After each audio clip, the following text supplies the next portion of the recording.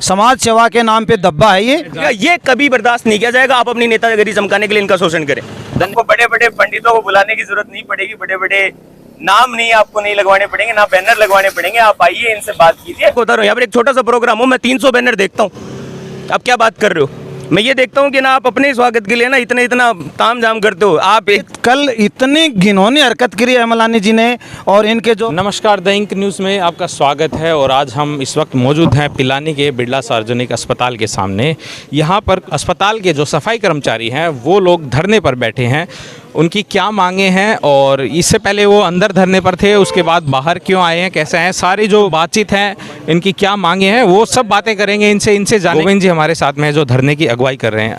आप लोग ये धरना क्यों दे रहे हैं, पहले तो यही जानना चाहूँगा। हम करीब सफाई कर्मचारी 20 से 25 कर्मचारी सफाई कर्मचारी यहाँ पर बैठे हुए हैं, धरने पे है। सफाई कर्मचारियों को जो 6 साल से लेकर 18 साल हो चुके हैं उनको स्थायी किया जाए। जो अनुकंपा में उनके परिवार को आश्रित को आप सदस्य ने दे रखी है, रख रखा है, उनको स्थायी किया जाए। 0 लेवल से 5 साल 2 साल से लगे हुए हैं उनको 500 रुपये मजदूरी दी जाए। ये 3 मांग आपकी प्रमुख है। एक हमारे ही सफाई कर्मचारियों में से एक अलग से जमादारी में मनाया जाए। ये 4 मांग आप लेकर के धरना कर रहे थे। आप इनका जो धरना है वो 23 तारीख से जारी था और कुछ महिलाएं हमारे साथ में यहाँ पर हैं, उनसे भी जानना चाहेंगे। आप पहले अंदर धरना प्रदर्शन हो रहा था, अब बाहर क्यों, कैसे क्या हुआ कि आपको बाहर पर धरना प्रदर्शन करना पड़ रहा है? सर हमें वहाँ से ये बोले आप बाहर चले जाओ, यहाँ नहीं बैठना। हमने बोला क्यों नहीं सर, आपका इधर कोई काम नहीं है। बोला आप बाहर चलो। बस 8-10 चौकीदार आए, उन्होंने हमें से बोला। तो आपने अस्पताल के प्रशासन से किसी से बातचीत की, क्या बातचीत हुई आप? हाँ जी हुई थी सर सही। और वो आशा मैडम आई थी, बोली नहीं आपको तो बाहर ही चलो, इधर आदेश नहीं है सर का। उन्होंने ये बोला सर। तो आप लोग जब धरने पर बैठे थे तब उसके बाद में प्रशासन ने आपसे बातचीत की है क्या, आपके जो समस्या है उसको सुनने के लिए, या आप गए हैं? मधुसूदन मालानी है, उनसे बातचीत की क्या और क्या बातचीत हुई आपकी? बातचीत तो हुई है हमारी, लेकिन उन्होंने कहा कि मैं देखियो परमानेंट किसी को नहीं करूँगा।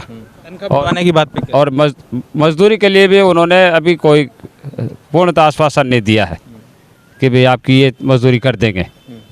कोई संतोषपूर्वक उनका जवाब नहीं था। तो इस धरने को अब समर्थन देने के लिए अलग अलग जो संगठन है वो भी जुट चुके हैं और हमारे साथ में यहाँ पर मौजूद हैं जो अलग अलग संगठन से कि अनुराग जोया हैं और राजकुमार जी हैं और हमारे साथ में समुद्र सिंह जी भी और अनिल जी भी हैं। ये आज धरने को समर्थन देने आए हैं। आप लोग इस धरने को समर्थन दे रहे हैं, आपको क्या लगता है इस पूरे मामले में, आपके क्या विचार?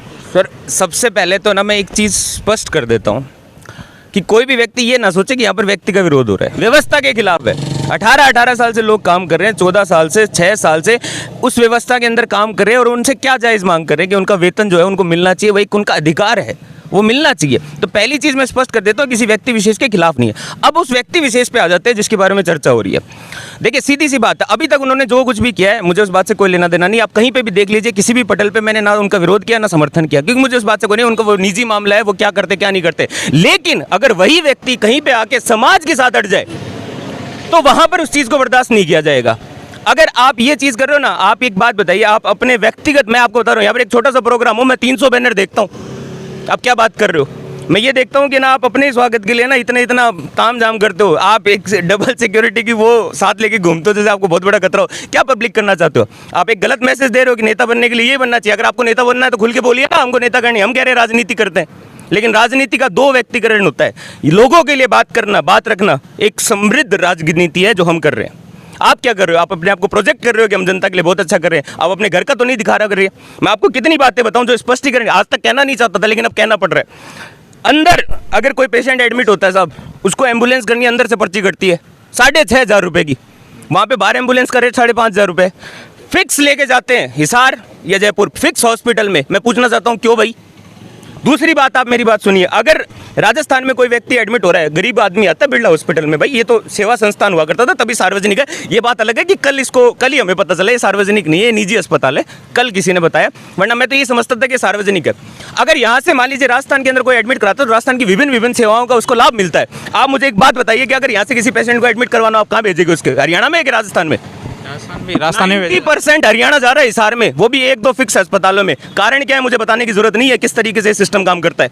अभी मैं सुन के आ रहा हूँ किसी से, किसी पेशेंट का 1 लाख रुपए का बिल बना दिया, जो बिल जो जांच 2,000 रुपए की होती है वो 4-4 हज़ार रुपए की हो रही है। अब उसका बैलेंस खत्म है, कल को उसको हो जाता है, उसकी जिम्मेदारी किसकी है? आप हमको समझा रहे हो क्या? मैं एक बच्ची है जिसका एडमिशन इन्होंने रोक लिया, ठीक है, उसको एग्जाम नहीं देने दिया क्योंकि उसने फीस जमा नहीं करवाई। 2 बच्चे बिरला नर्सिंग कॉलेज में, कारण ये दे रहे हैं उसका अटेंडेंस पूरा नहीं। मैं सारी सिस्टम को मैं बता रहा हूँ आपको, अगर उसका टाइम पे पैसा जमा होता ना, अटेंडेंस मायने भी नहीं रखती। चलिए गलती है, मान लेते हैं अटेंडेंस नहीं हो पाई होगी, किसी वजह से उनकी वजह रही होगी, लेकिन वजह जो है वो मेन मुख्य धारा में पैसा है।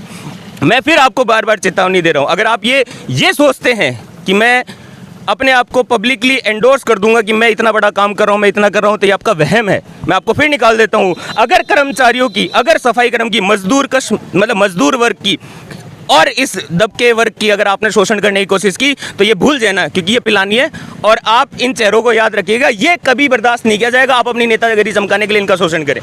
धन्यवाद सर, ये जो मांगे हैं ये इन्होंने अस्पताल के डायरेक्टर के सामने भी रखी हैं, लेकिन ये इन्होंने जो बताया है कि उनके सामने जो बातचीत हुई है, उन्होंने तो इस बात को नकार दिया कि मैं परमानेंट नहीं करूँगा। एक तरफ उनकी छवि है कि वो एक समाज सेवा का काम करके दिखा रहे हैं, समाज में प्रोजेक्ट हो रहे हैं कि मैं बहुत बड़ा समाज सेवी हूँ और काम कर रहा हूँ। दूसरी तरफ है कि जब यहाँ के जो लोग हैं 18-18, 15-15, 16-16, 6-8-8, 10-10 साल से काम कर रहे हैं और वो अपनी जायज़ मांगों को लेकर जब धरना प्रदर्शन ही कर रहे हैं, तो वो उनको बाहर निकाल दिए जा रहे हैं। तो आप इसको किस तरीके से देखते हैं? सर, आज ये जितने भी कर्मचारी यहाँ बाहर आकर बैठे हैं, तो इसका कोई ना कोई तो कारण है ही। जहाँ ये बोलते हैं कि हमारी तनख्वाह नहीं बढ़ाई गई है, या कई सालों से, काफ़ी दिनों से ये यहाँ इस परिसर में काम करते हैं, तो इनका प्रमोशन होना चाहिए। जो इनको मिनिमम रेट मिल रही है, आज भी वही रेट मिल रही है, तो ये नाजायज़ है। इस बात को अगर अपने किसी परिप्रेक्ष्य में अगर सरकार के सामने या इस संस्थान के सामने रखते हैं, तो मात्र एक सहारा है लोकतंत्र का। अगर ये अपनी मांगे वहीं मनवा लेते तो बहुत ज़्यादा अच्छा होता कि वहाँ हो जाती, लेकिन वो सहारा इनका नहीं होता। तो आज इस लोकतंत्र के सहारे से ये अपनी मांग को यहाँ रख रहे हैं। तो मैं समझता हूँ यहाँ के इस परिसर में जो भी ट्रस्ट है, उसको इस मांग को इनको ध्यान देकर और माननी चाहिए। अगर ये नहीं मानते हैं तो इस आंदोलन को, इस परिप्रेक्ष्य में आगे बढ़ाकर और इस पर काम भी करना चाहिए। और जहाँ जनता की और जहाँ कर्मचारियों की जहाँ भी कहीं भी कोई बात होगी तो उनके साथ हम लगातार बराबर खड़े हैं और आगे भी रहेंगे। तो आपसे जानना चाहता हूं कि वही बात है कि जब एक संस्था के डायरेक्टर हैं, वो प्रोजेक्ट कर रहे हैं, एक बहुत बड़ा समाज सेवी बन करके काम कर रहे हैं, और आप इसको कैसे देखते हैं?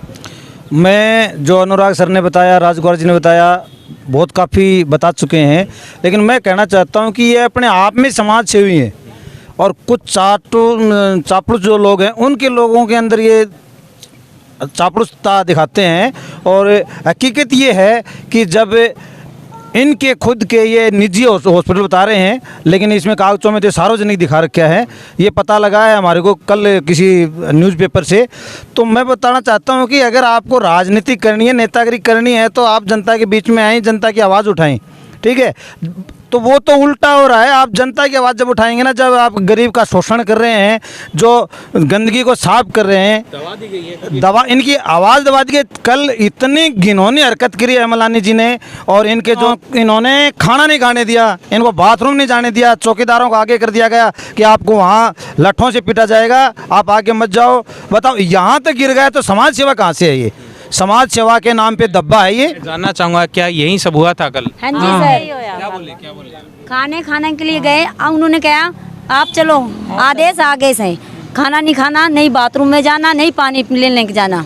तो खाना पानी सब यहाँ बंद कर दिया, आपका अंदर जाना बंद कर दिया गया है। उन्होंने बताया था कि जब ये डायरेक्टर मधुसूदन मालानी से बात करने गए, तो उस समय इनको कहा गया कि आप हमें पेपर पे लिख के दीजिए कि आपसे गलती हुई है, आपने जो अस्पताल के खिलाफ जो काम का बहिष्कार किया है, ये आपकी गलती है, आप लिख के दीजिए, उसी के बाद आप काम पे लौटिएगा, फिर मैं उसके बारे में सोचूंगा कि आपका क्या करना है। तो जब डेमोक्रेसी के अंदर इस प्रकार की तानाशाही जन्म ले लेती है, तमाम जो नॉर्म्स है डेमोक्रेसी के, उनको धराशायी करते हुए हमें केवल एक जगह की बात नहीं है, मैं ये राजनीति के अंदर भी देख रहा हूँ कि आज जो शीर्ष नेतृत्व है वो भी इसी प्रकार का, उनके खिलाफ अगर आप हो जाते हैं तो वो उस आपके ऊपर एक्शन ले लेता है, आपको वहाँ से निकाल देता है। इस प्रकार की जो हरकतें हैं वो चलती रहती है। वहीं का उसी का एक नमूना यहाँ पर देखने को मिल रहा है कि पिलानी के बिरला सार्वजनिक अस्पताल के डायरेक्टर मधुसूदन मालानी ने काफ़ी प्रचार प्रसार करके अपना नाम, एक प्रतिष्ठा स्थापित करने की कोशिश की है और उन्होंने एक लोकतांत्रिक कंट्री के अंदर एक लोकतंत्र के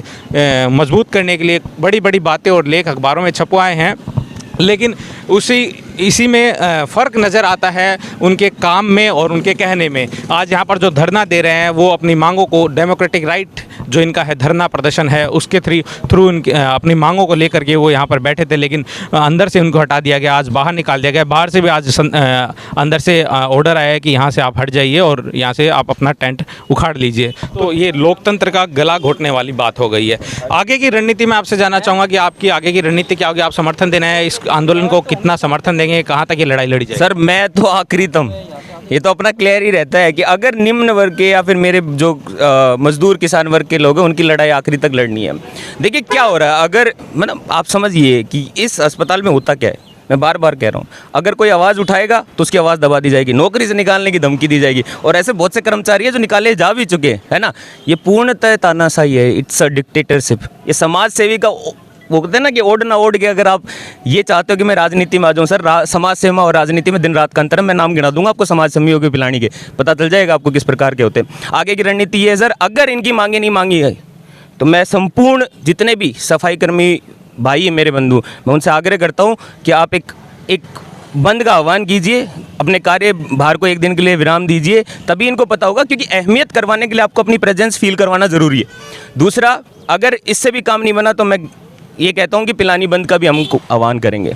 इसके साथ में ये धरना आगे बढ़ेगा, लेकिन इनकी मांग तो मांगनी ही पड़ेगी आपको, चाहे आप कॉम्प्रोमाइज़ कर लीजिए, चाहे कुछ कर लीजिए। आप आगे बात कीजिए, इनसे बात कीजिए, सरवण जी से बात कीजिए। आप मधुसूदन मालानी को मैं फिर कह रहा हूँ, आप इनसे आइए, मिलिए, बात कीजिए। बात से सलटा रहा वो बहुत अच्छी बात है, वरना आप फिर खुद समझदार हैं। धन्यवाद। तो ये यहाँ पर धरना प्रदर्शन चल रहा है और उसमें समर्थन देने भी यहाँ पर लोग पहुँचे हैं। तो यही बात है कि जो समाज सेवा है वो इस प्रकार से होनी चाहिए कि एक हाथ से दे तो दूसरे हाथ को पता नहीं चलना चाहिए, यही बड़े बुजुर्ग कहा करते थे। लेकिन 18 सालों कम नौकरी कर रहे हैं तो करना चाहिए स्थायी।